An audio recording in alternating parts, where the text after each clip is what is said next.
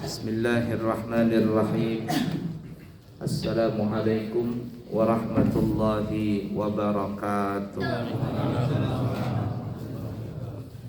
Alhamdulillahi rabbil alamin.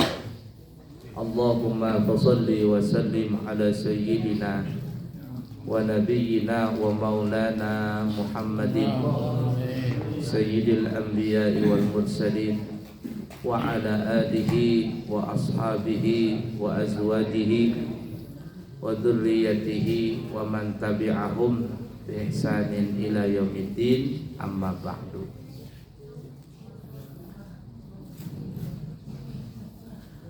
Apabila seseorang mempunyai harta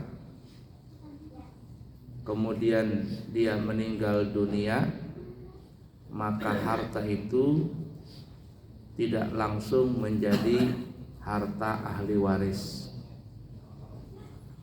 Tidak langsung dibagikan harta itu kepada ahli waris, tetapi harus melewati beberapa tahapan. Tahapannya itu ada 4 dan sampai pembagian ahli waris akhirnya menjadi 5. Perhatikan bujur-bujur ini supaya kita kalau ada mendapatkan harta dari orang meninggal, diperhatikan betul-betul apakah sudah beres sebelumnya atau belum. Kalau sudah beres maka boleh dibagi harta tadi, tapi kalau belum nggak boleh. Nah, jadi harus melewati beberapa tahapan. Yang pertama, lihati dulu bujur-bujur hak harta yang berkaitan kepada Allah. Maksudnya, sebelum harta warisan itu dibagi, harta ini oleh pemiliknya sudah dizakati atau belum. Nah, orang berisi duit 1 miliar umpama. Nah, sudah sampai haulnya umpama, tapi belum dizakati atau kada sawat menjakati atau apalah istilahnya, meninggal dunia. Tidak boleh dibagi hartanya dulu. Takuni dulu kepada nang lainnya. Sudahkah abah ini berzakat duit nang ini, sudahkah dizakati belum? Nah, itu hak Allah yang berkaitan dengan harta. Kalau belum, zakati dulu, karena itu hak Allah Ta'ala. Nah, atau ada mewakafkan tapi sudah tanda tangan dan semuanya, tapi belum diserahkan lagi harta wakafnya. Nah, jangan dibagi harta itu.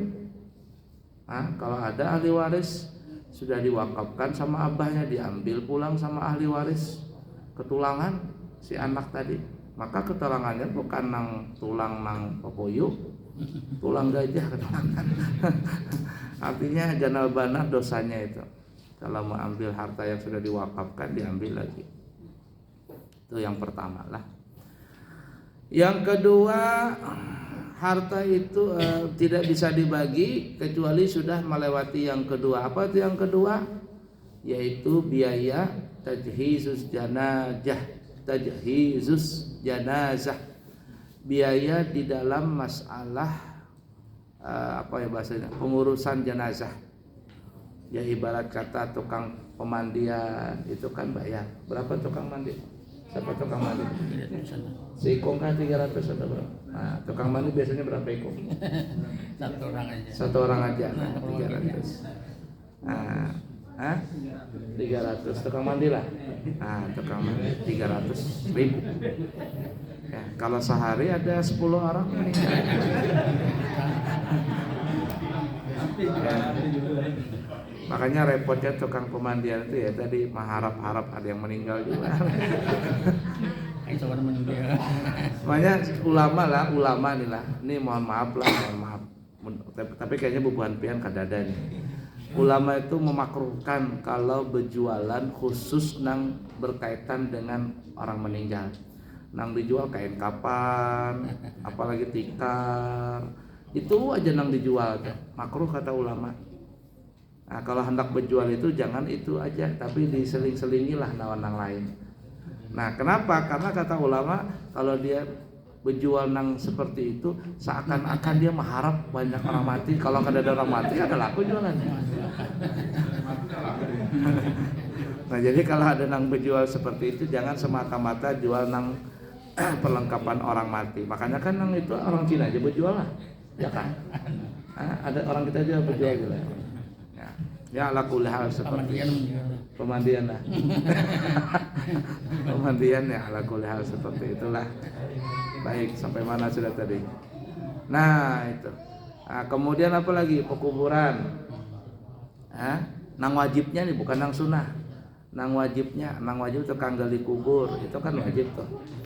Nah, ibarat kata kalau ada yang mau upahkan, udah mau orang menggali kubur. Itu nang wajib dulu. Nah, lah. Terus apa lagi? Kain kaci, sabun menyabun dan sebagainya. Nah, untungnya kita alhamdulillah kita ini kan di Balikpapan khususnya banyak kelompok fardu kifayah. Jadi kalau seandainya meninggal dunia sudah lengkap. Kenapa? Karena sudah membayar iuran tiap bulan ya. Tiap bulan membayar iuran. Jadi pas meninggal dunia selesai. Tinggal amannya saja. Nah, kalau ada basic kain ihram tuh nah disimpani. Orang bahari kan begitu dicuci dulu. Sudah tuntung bu umrah nih ya, tuntung. Kemudian kain ihram itu dicuci bersih-bersih, hanya dipercikan air zam-zam. Orang bahari, Bang. Di Mekah itu kemarin tuh ada sumur zam-zam, keran zam-zam. Tapi sekarang ditutup yang dekat rumah Nabi lahir itu nah. Nah, kenapa waktu dibuka itu bebuhan India, Afghanistan bukan lagi mencuci mandi di situ dia. Mentang-mentang daras banyak zam-zam yang mandi, tutup lawan polisi. Nah, ini buang-buang air zam-zam. Ya, nah, ala kulli hal. Itu orang bahari. Nah, jadi pas meninggal nanti kain ihram itu dijadikan kain kafan. Orang bahari itu kita lah, nenek-nenek kita, guru-guru kita. Jadi kalau di rumah itu ada bisi sejadah, kain kafan itu dijadikan jadikan sejadah di tempat sejadah. Terkadang sidin berzikir 70 laksa 70.000 berzikirnya pakai apa? Pakai batu kerikil. Jadi disediakan kalau orang meninggal itu kan bebantal biar orang kekanakan Balikpapan lepoan tuh nah. Nah, tanah liat kolah untuk bantalnya supaya kada tergelimpas mayit tadi. Jadi sebagian guru orang tua bahari itu ambil batu kerikil 100 biji kah. Batu kerikil jangan punya orang dicari. Nukar nang duit nang bujur-bujur halal. Ya kan orang mau jalanan aspal di situ mah ambil. Catok malaikat nukar nang bujur-bujur gitu kan nang terbagus gitu kan. Nukar 100 biji kah 200 biji. Nah itu dizikir la ilaha illallah. Nah ibarat katanya la ilaha illallah, la ilaha illallah, la ilaha. Bijinya dipegang bajunya. Umpama sekadut ini isinya 50. Nah, bikin 50 dijahit pakai kain. Berapa tempat tuh? 1. Biasanya berapa orang biji nang lepoan itu. Nah, tergantung ya. Nah, tergantung kalau dia badannya lamak, mayitnya dibanyaki lepoannya jarak kekanakan Balikpapan bahari. Nah itu di batu kerikil tadi sudah didikirin 70 laksa tadi. Nah jadi saksi dia. Nah berwasiat dijadikan bantal. Itu orang kita bahari sejadah itu. Bahkan lagi ada sudah tahu kuburnya nih. Nah kuburku di sini. Beristilah sidin masuk di dalam kubur baca Quran di situ. Baca Quran. Jadi persiapan meninggal. Itu kalau kita bisi tanah seorang nyaman tuh. Tabuk sudah rapi. Nah, masuk situ dihatamkan Quran di situ. Ya ala kulli hal. Nah, itu yang ketiga tadilah biaya di dalam pengurusan jenazah. Ya, dari pemandian, dari kain kafan, sabun menyabun dan sebagainya, tukang gali kubur. Itu nang wajib. Kalau tahlilan kada wajib. Kalau Bang ada orang kok kada bisi duit banyak segini-gini aja, kada wajib tahlilan. Apalagi mengajikan orang di samping kubur 3 hari 3 malam. Berapa pasarannya itu di sini? Di Banjar berapa? 3,5 apa? 3 juta. Nah itu berapa orang terserah lah. Itu tidak wajib, tidak wajib. Nang wajibnya kalau nang itu dikeluarkan kalau uang waris, uang harta nang mayit tadi untuk membiayai apa ngarannya itu tukang ngaji Al-Qur'an atau tahlilan diambil dari duit itu kada boleh. Kecuali ahli waris ridho berataan. Ahli waris ridho kita pakai duit nang ahabat nah untuk tahlilan. Anu ka ikhlas keberatan, ikhlas. Repotnya kalau masih ada anak halus, ya masih ada anak yatim nih si mayit ini, nggak boleh diambil. Nah kecuali umpama jatahnya nang dewasa ini diambil, tapi nang halus kada diambil jatahnya anak nang halus tadi. Nah nang wajib lah 3 lah. Pertama tadi wajib harta tadi yang zakat. Yang kedua apa tadi? Oh ya, tajhizuz janazah, biaya untuk apa namanya nih? Kain kafan. Nah, ketiga, ini wajib nih. Hutang dibayari. Jadi hutang. Ahli waris yang meninggal ini kalau diisi hutang, maka ahli waris itu wajib membayarkan. Bayarkan pakai apa? Pakai hartanya nang mayit itu dulu. Maksudnya orang kita biasa kalau meninggal, kami keluarga besar meminta maaf, minta ridho, minta halal kalau ayah kami atau siapa ya yang meninggal punya salah, punya khilaf, tolong diikhlaskan, dimaafkan. Dan apabila ada sangkut paut maka silakan nanti berurusan dengan pihak keluarga atau ahli waris. Nah jadi ahli waris nunggu dulu, ada nggak seminggu 2 minggu, jangan langsung dibagi harta warisan. Nang parah belum lagi dikubur sudah berkelahian di dapur. Anu emas apa kan berkelahian. Itu banyak tuh. Belum lagi dikubur sudah bongkai emas, bongkai cincin, ribut di belakang tuh, kasihan mayit tadi. Nah tunggu kira-kira seminggu ya, terserah aja Bang lah. Kalau seandainya ada orang datang, abah ikam hutang lawan aku, nah berapa hutang Sidit? Umpama 10 juta. 10 juta. Adakah tanda buktinya? Tanda buktinya adakah? Kalau ada tanda buktinya, nah alhamdulillah. Aku kemarin ngutangi kada ada bukti-buktian. Nah kita ini kalau pian kada ada tanda bukti surat menyurat, bagaimana kami yakin? Cuman aku ada saksi Pak. Saksi dulu dipanggil. Sekalian saksinya penjudi juga. Pemabok ini kada sah diterima jadi saksi nih. Tapi kalau saksinya nang penyembahyang, oh ya kah bujur kah? Nah repotnya kita bisi hutang, keluarga kada tahu, anak bini kada tahu, kada juga mau membayari, bertahun-tahun hutang kada mau dibayari. Itulah kalau ada orang berhutang nih, kita ini berhutang lah ya.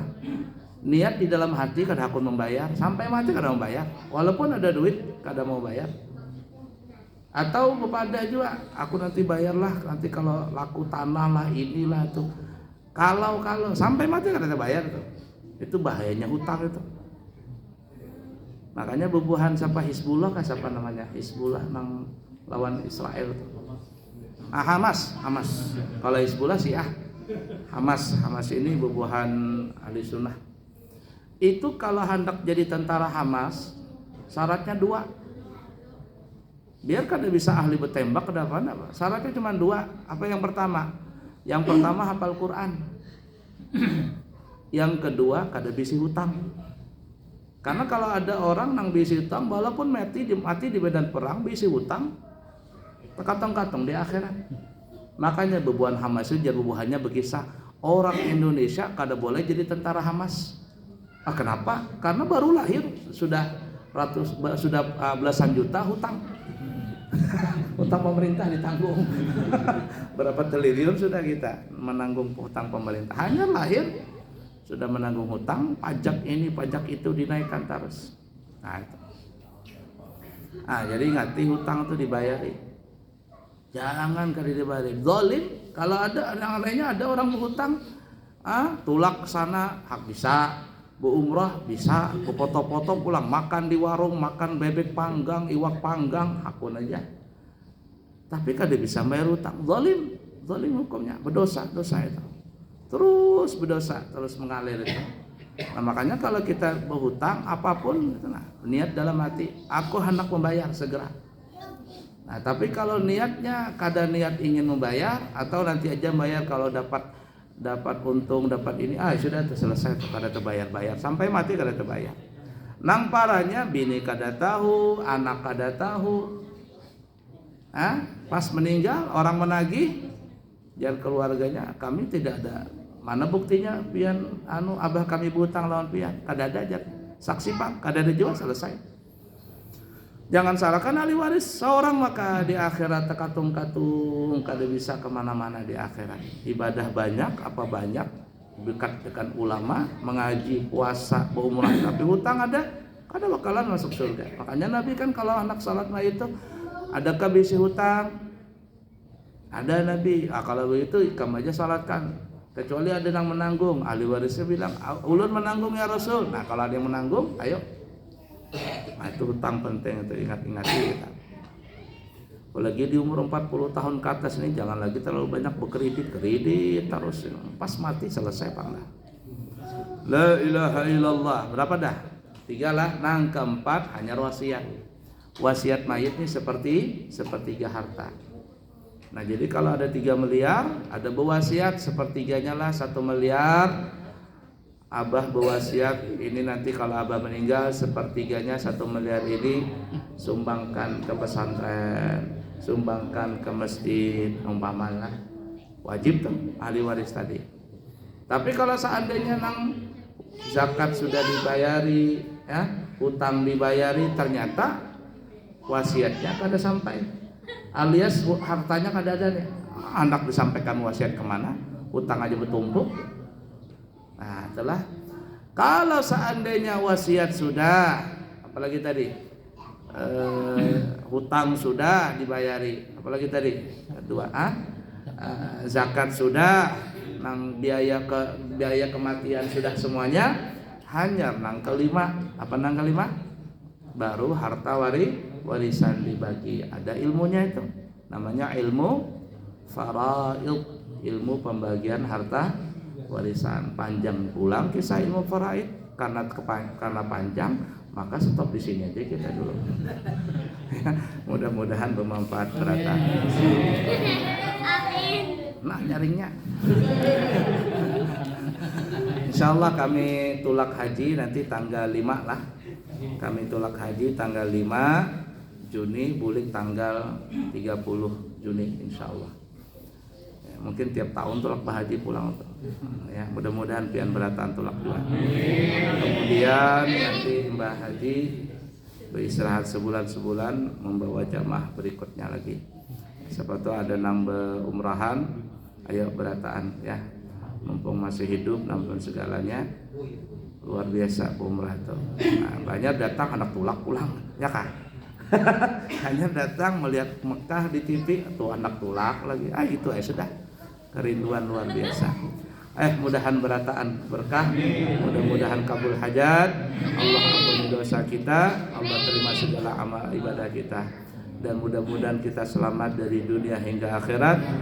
Ananda putri siapa tadi namanya? Salma Nur Syifa binti Muhammad Asni, mudah-mudahan menjadi anak yang salehah, menjadi anak yang berbakti bagi kedua orang tuanya, dan insyaallah menjadi pendingin mata bagi kedua orang tuanya, dan menjadi syafaat bagi kedua orang tuanya di akhirat, dan insyaallah menjadikan syafaat bagi kedua orang tuanya untuk masuk ke dalam syurganya Allah Ta'ala.